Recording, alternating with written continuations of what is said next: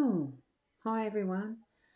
Ros Boundy here for the Boomer Press Book Nook, the session that we do on a Sunday night that is for the memoir type of project that I'm doing. And I'm learning at the same time as you are for a lot of this. So I haven't specifically learnt the publishing arena for or writing arena for memoir. I've got a few courses I've got in the background that I'm taking slowly. So, what I'm wanting to do is share with you whilst I'm doing the learning in those respects for these other areas. So, I think this is going live to my YouTube at the moment, and I'm also in my video studio in the Soul Software area. So hopefully this is going to work out. I try something different every time just to make sure that what I'm doing is being used as it needs to be, so that I'm refining how it's best for you to join in and things like that. So at the moment, I am in the community as well, the Boomer Press community. It's a free one that you can join in with. It's not that I'm live streaming into that community directly, it's into a separate video room where the link is in the Facebook page. So you'll find that there, so you can come into the community, the video room. But you can also watch me on the YouTube channel that is Boomer Press as well. Just trying out different things. So what I do want to do now, though, is to go down to the screen sharing. We want to go to Scrivener and start on that area with the screen sharing and hoping that all right. So here we've got the Scrivener. It's pulling out, to the full page with a black background. Great. So it's doing things as I want it to. Good. Now, one of the other things that I found today as I was looking through some of my learning courses, not specifically for the memoir, but for some of the other things, I found that there is one that's using the AI. That's one of them that I am learning specifically for the writing of fiction.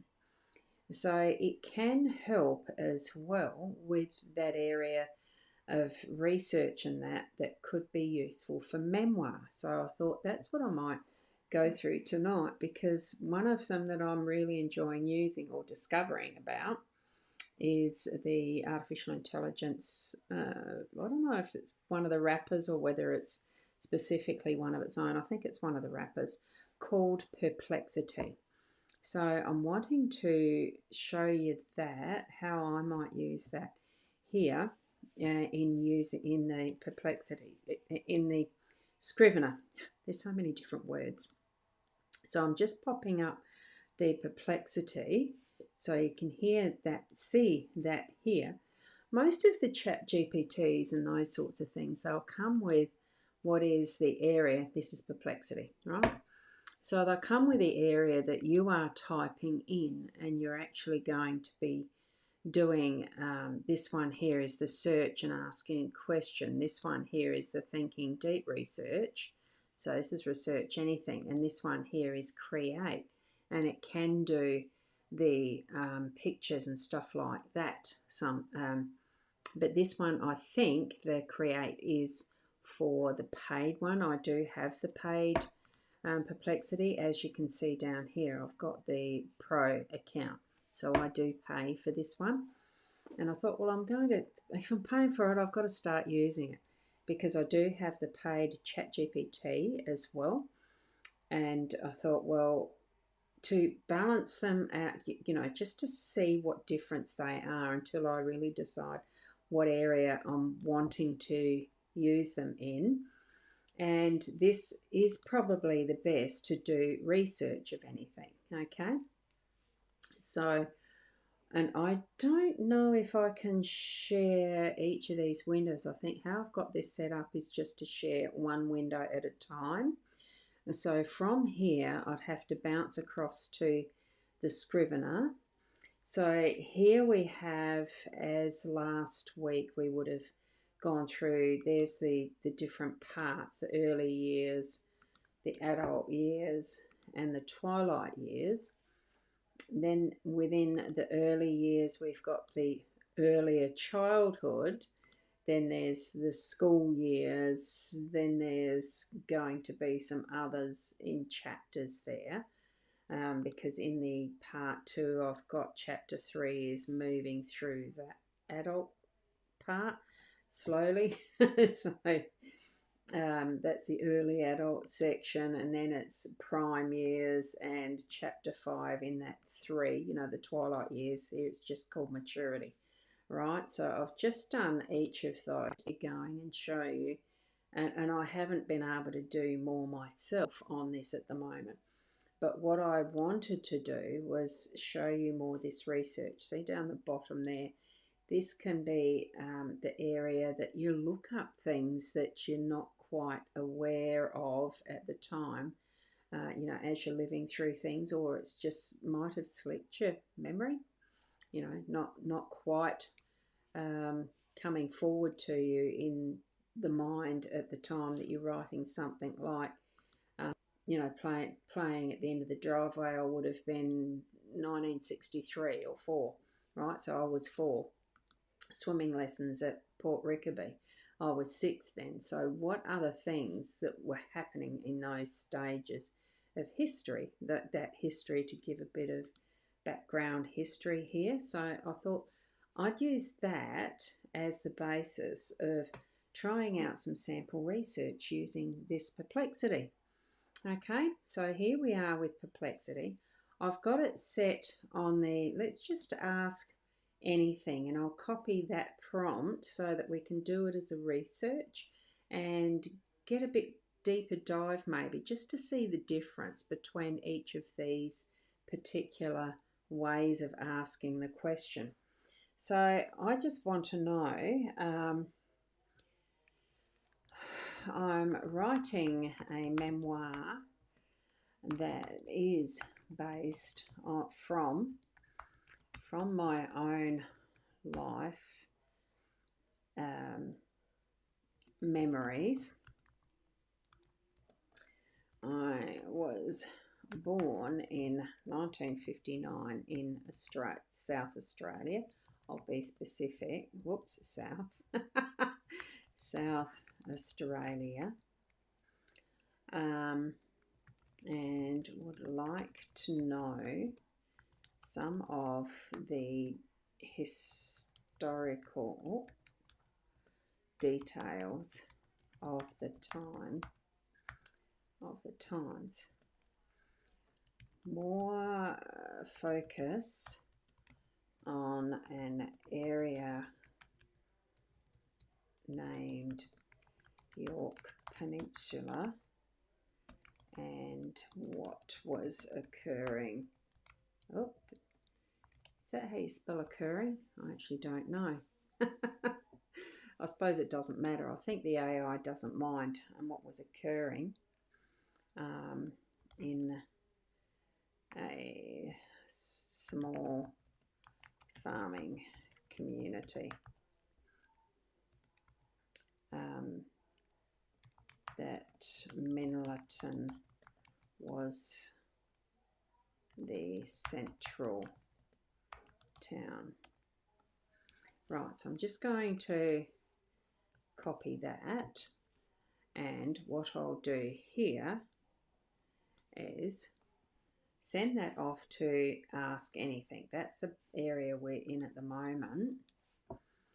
So let's see how long that takes to do that one. I'm assuming it does it here.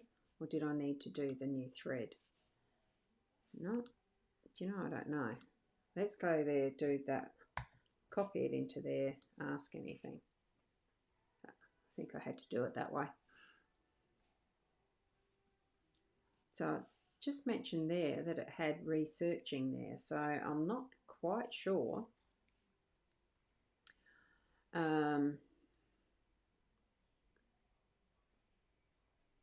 why it's got, now why did it have twice? I'm not sure. I think all of this is there, isn't it? Whoops. Okay, so for the time, here's the result from this one. So it's ask anything. I'm writing a memoir that's based from my own life memories. Right, during the 50s and 60s, life on South Australia's Yorke Peninsula, particularly around Midland, reflected both the prosperity and transformation of rural Australia. The region's identity remained rooted in agriculture, adapting to post-war innovations and infrastructure expansion that reshaped small farming communities. So the community and daily life here is bringing this up here. So Millerton was the service hub for surrounding wheat and barley farms, with strong local pride in its agricultural shows and community events that centred on the showgrounds established 1882. It certainly was. I can remember the days when Dad was, because he was chairman of the show at some point. I don't know. I'll be going through his diaries as part of this memoir to digitise those and be able to pick out some of the more important events, I'm sure, from those diaries. So by this era, the town had modern utilities, motor cars and social institutions like churches, schools and sporting clubs, binding the farming community together. Roads across the peninsula were gradually sealed during the 1960s, including major routes to Stenhouse Bay and Marianne Bay, making winter travel more reliable and reducing isolation.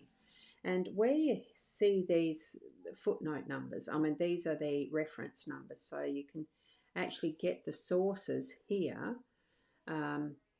So these, it does point, this is the first time I've really started doing some of the research. It was just something I thought of through today, actually, to really source some of the research that's possible with Perplexity, because I have been subscribing to it. So this photo looks interesting, doesn't it? Have a look at that. The penny farthings and everything from some of the even older photos that are there. Oh, that's interesting, isn't it? And here we have an Aboriginal corroboree from the original painting by R.H. Shaw. And there's some academics of some sort. That looks like a mayor in the council or something. Fruiterer. Oldland. Yeah, that's a greengrocer, obviously. Interesting, Geoffrey Blaney, our side of the country. And that's the story of Victoria. Why that came into this particular set of images, I don't know. And that likely is, I don't know which one that is. Interesting. So that's the sources that you come up with here. This here will actually take us to the, oh gosh, it looks like I've lost my Soulpreneur's room. Rejoin. I don't know why that happened. Part of that aspect of this particular space. And it's got me back there as Boomer Press founder. I don't know why that popped me out, so that's interesting. And it's, I've got to reset what I'm using. No, that's all right, so that's fine. And this is supposed to be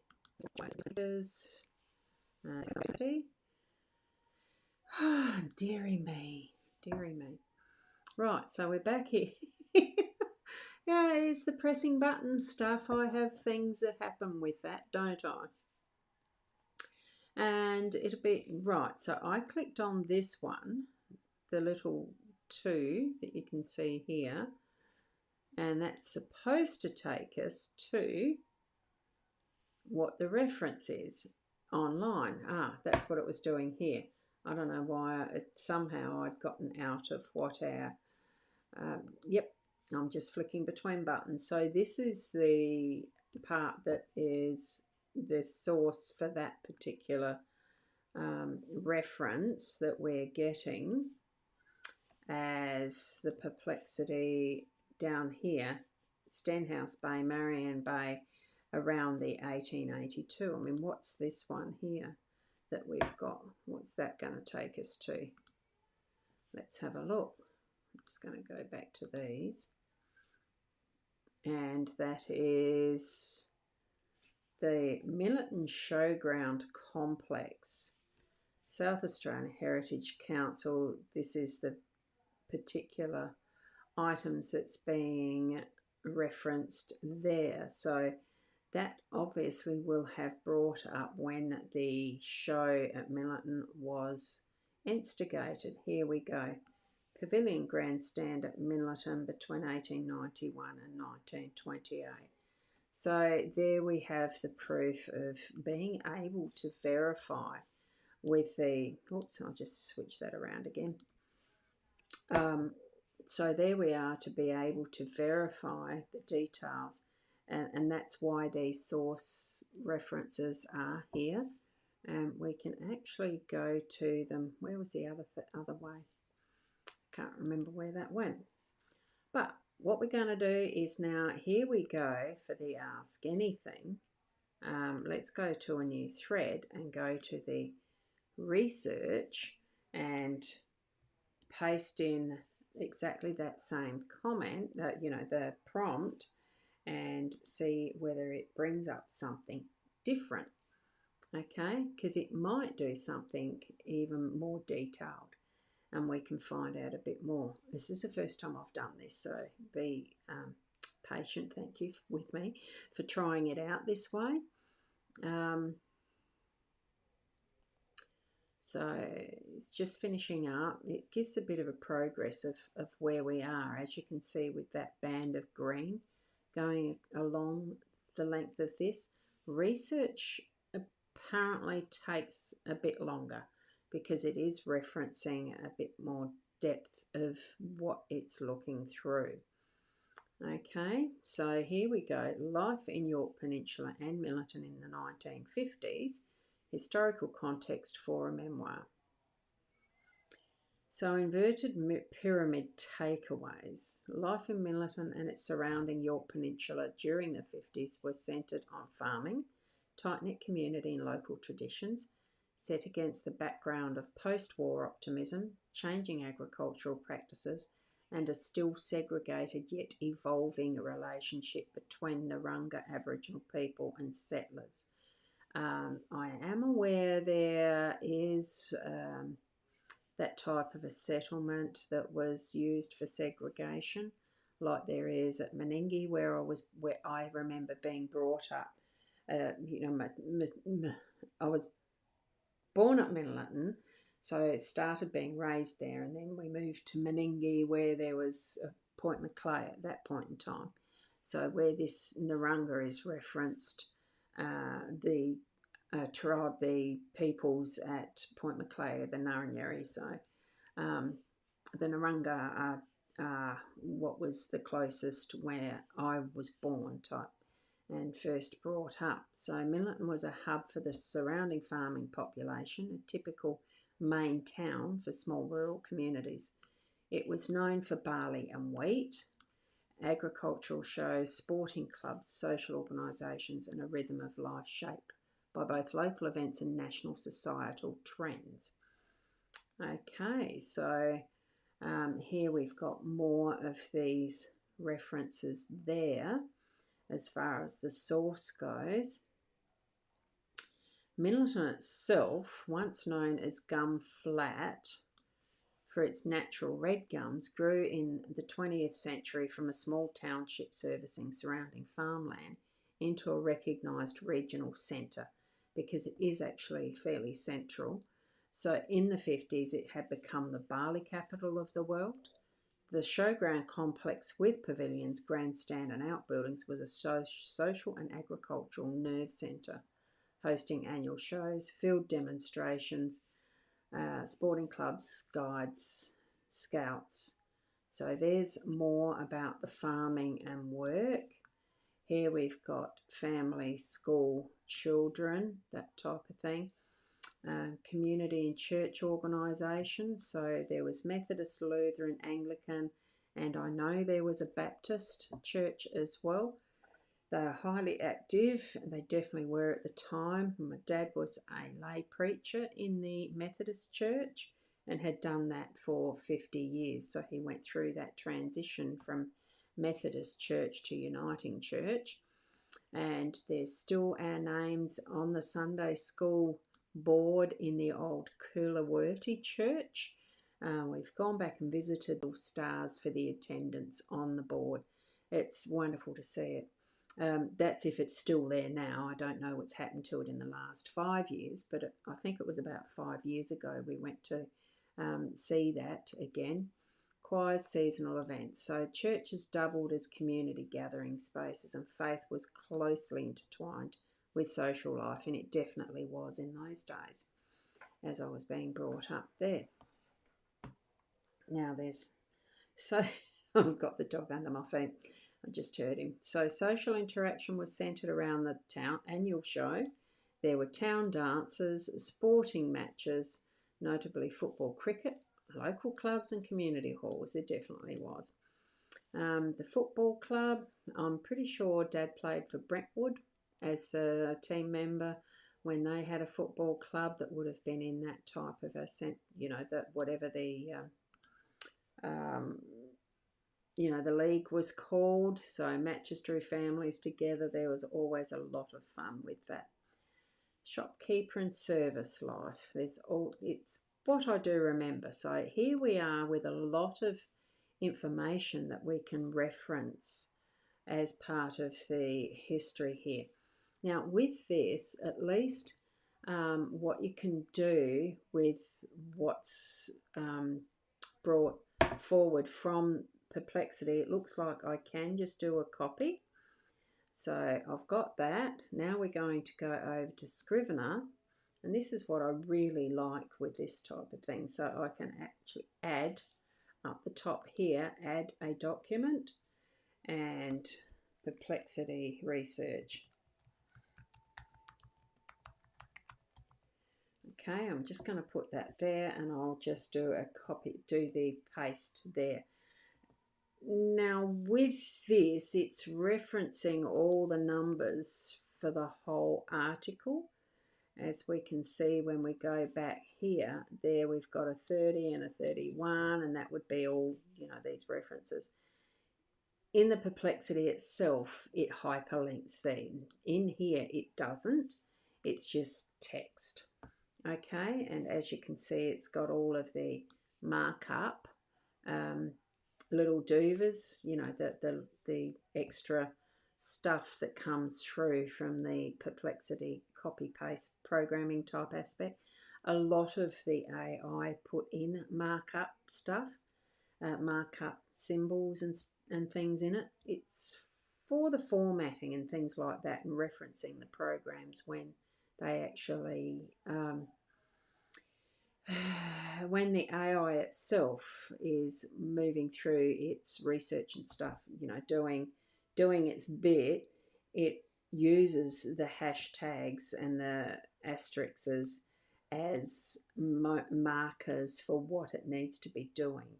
Okay, so that's why it copies across as its hierarchy. The 3 means it's a third heading and that type of stuff. So that's why it shows up in the Scrivener this way, and it's normal here, okay, in the Perplexity itself. So that's the first one that I wrote, that we got. Now this one was the research depth, and I would like to go back to this one here that we started with. So this is you can see here, I think it can it do them better, bigger? Let me just do this out a bit further, see if that extends this. No, I can't see the title of it. Did that make that a little bigger? See, I like the bigger type there, so I'm going to leave it like that. And what I want to do is copy this one as well, because I think this one might, oh, did it not finish?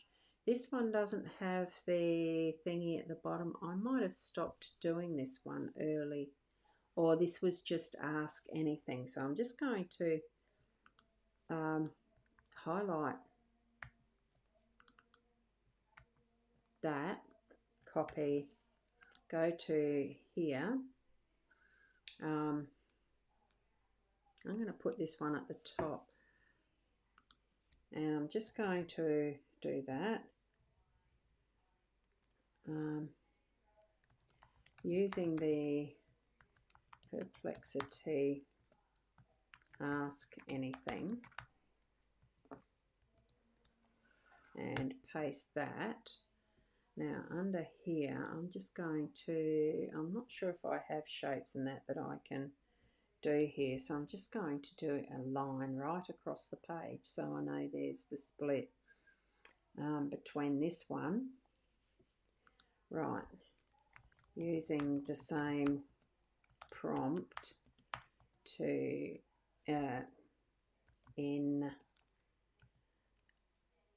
research this in Perplexity. Oh, whoops, don't need that one. In Perplexity, research this. All right, and response. I'm just going to do that as an italic. Okay, just so I know, and I might just do that as a highlight as well. Ask anything, and research this, just to give a bit of consistency in what I'm doing and look at what, yeah, it's easier to find. Now, I was just thinking, because there's not the hyperlinks here, I know in the Perplexity it doesn't delete those chats until, well, I'm assuming that it doesn't delete the chats until I'm ready to delete them. So I think with all of these sources, I don't know whether to keep them there or not. Look, I think for now I might, and I'll call this Minleton 1950s. Then I know what that one is. And here I'll do another document to actually share, not share, do another. Did this one come up? This is the one that had the pictures. So this one wasn't the research anything. This one was the ask anything at the time, wasn't it? So this is very similar still to what the ChatGPT would be doing. See, I can actually paste it, which I will do. I'm going to paste all of this one, copy, and go back to this Perplexity research. This was the first one that I had. Okay, that's still not gone back to that, right? And this was the one that was ask anything, wasn't it? Whoops, I don't want that. See, this is what the button stuff does, isn't it? You've got to get it right. Now, number one, response. I'm just going to do that. So I'll go here and paste. So, and then I'll go under, do a line there.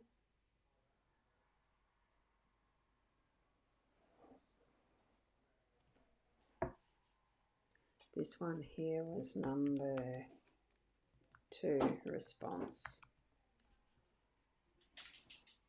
I mean, I'll sort all this out more fully a bit later, but so, oh, see, that one did put the hyperlink in. Oh, this is going to be interesting if that's what I, so if I go after these, oh, Oh, it puts a hyperlink if I do the return. Oh, I might just leave those in. Oh, that's interesting. So it needs a little bit of an edit. Okay. So let me go back here. Whoops.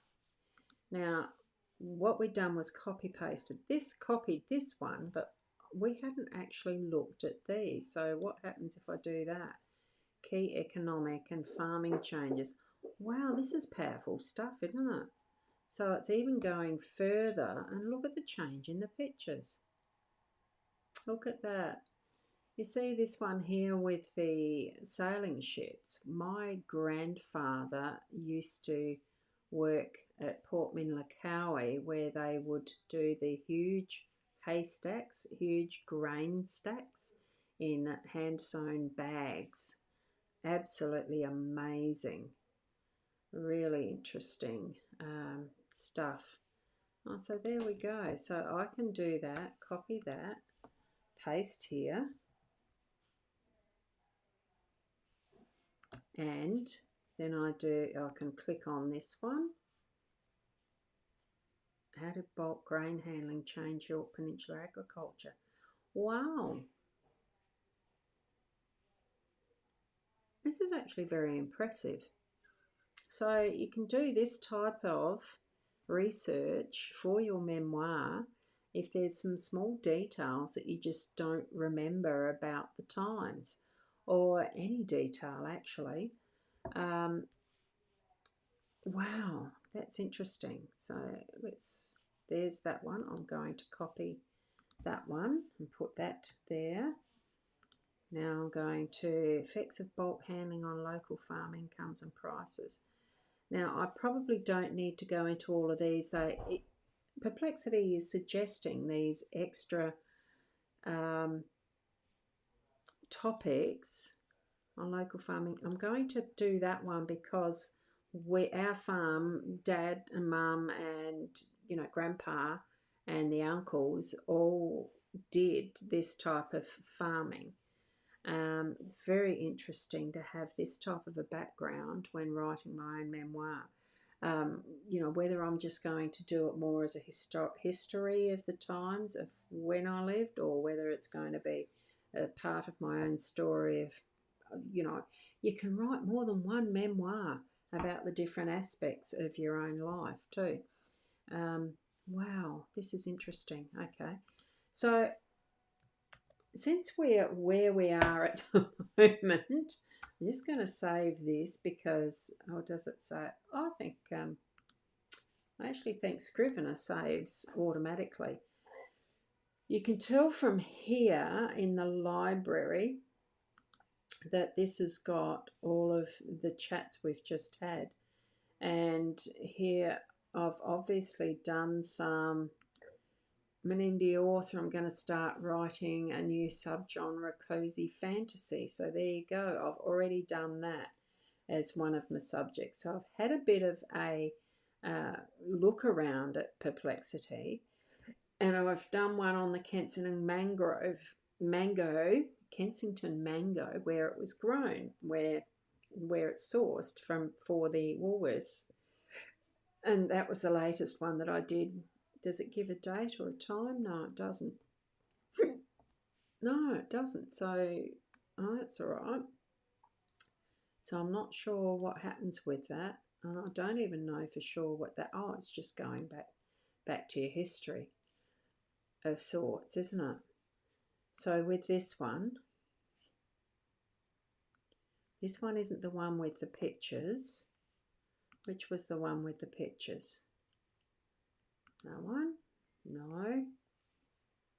So that same, I don't know how we drop this one out of the way. I suppose we don't. And that's scroll to bottom. So it gives you right to the bottom. Oh, that's right. So you can get to the bottom fairly quickly if you want to. There you go. Wow. So that is rather interesting with all of that we've just seen. I'm going to leave it there at the moment and do a bit more research around that as well.